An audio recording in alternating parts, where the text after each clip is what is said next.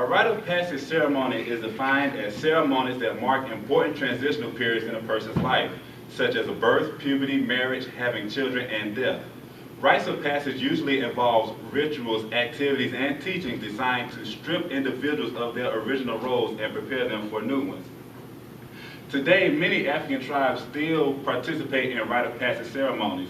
This is to mark when when the youth go through their initiation process out in the jungle, whatever it is that they have to do, because I've also found out in my research that the initiation process of these African tribes are also not discussed with individuals outside of the tribe, much like the intake process is with Greek-led organizations. For example, you have the Kikuyu tribe of Kenya, Africa. One of their rite of passage ceremonies is to have the young boys and young women be circumcised in front of people. Now, while they're being circumcised, they're not allowed to flinch, cry out, or budge because they want to show their strength in doing so. If a young man cries during his circumcision, it'll be hard for him to be married because a woman will want a courageous man. And the same thing for a female. If females get them circumcised, she must not cry out loud or flinch before the same man would want a courageous wife. And you have the Fulani tribe. They are located along the west coast of Africa. One of their coming of age tradition is to have young boys throw spears at each other. But instead of showing fear, the young men have to laugh. Now, many have died doing this, and so it has been outlawed. Even though it's been outlawed, members of the Fulani tribe still participate in this event. The Acholi tribe is a tribe located in areas of Uganda and South Sudan. Some sects are semi-nomadic, where the dress is somewhat westernized, but their ways of living is very nomadic. And they have a celebration entitled the Karaka dance. This is a dance to celebrate the completion of initiation for the young people now entering into adulthood. This celebration is also an event to showcase to the rest of the villagers that these young people are now ready to find their mate. Now, the purpose of this celebration is that they went through a rite of passage initiation to be ready to be paired up with a man or a woman to be married. The process actually resembles a probate. The young ladies are escorted out by the young men and the elders who watched over them. And the young men come out and they march in a circle, forming a line around the women while they're playing the drums, and the ladies line up from shortest to tallest and they dance in unison. Now, the way they come to find their mate, one of the ladies gets to dance out of the line to the man that she wants, and if the man likes her, they'll hug, exchange, whatever, but if not, they'll just shake hands and then she'll get back in line. And here's an example of this, and I want you to pay attention to the details when I say it's compared to probates.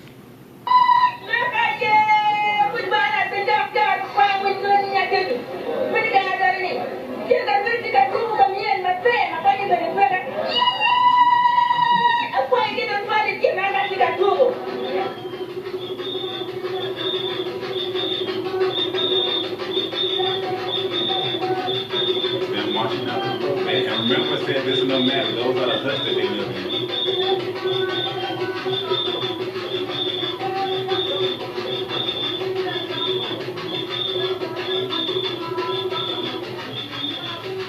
Young man walking around.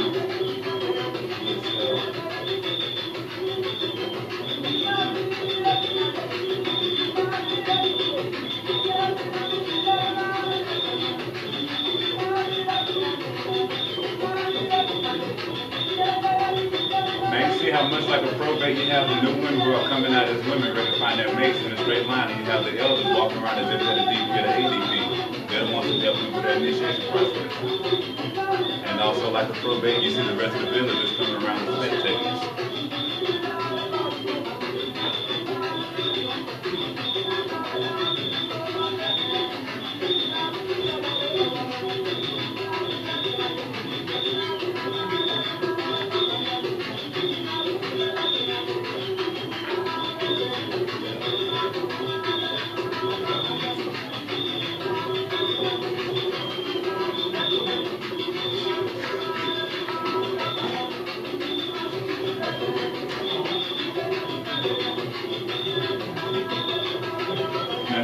scene in here where the young lady goes to a man that she likes, and I want you to see that interaction.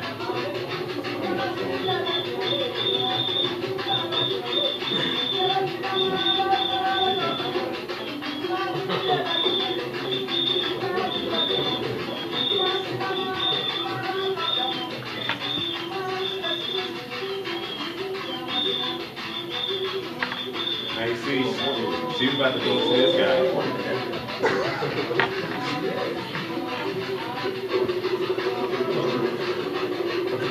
But you see, he doesn't accept, so they shake hands and they continue on with the show.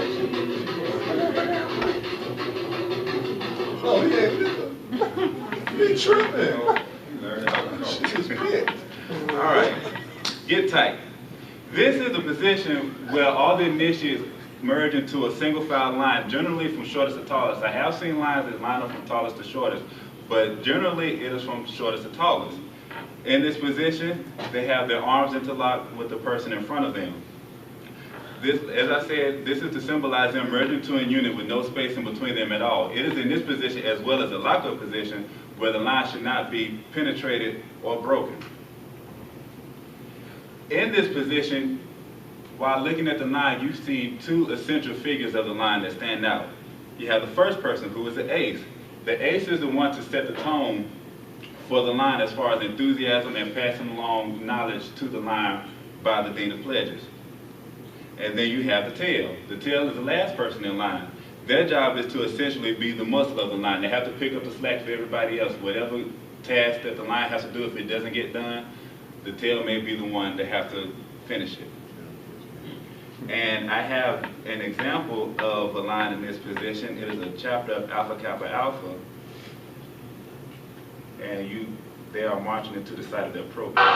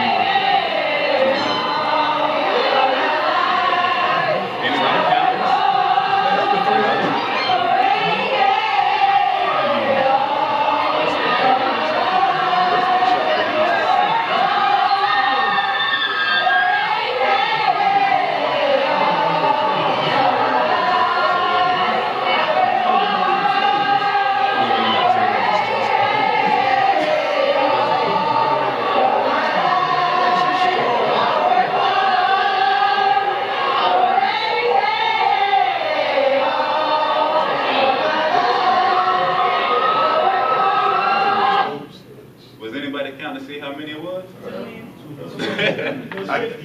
Nah, it was 72 of them. 72. I counted 73. Oh, it's 72 under the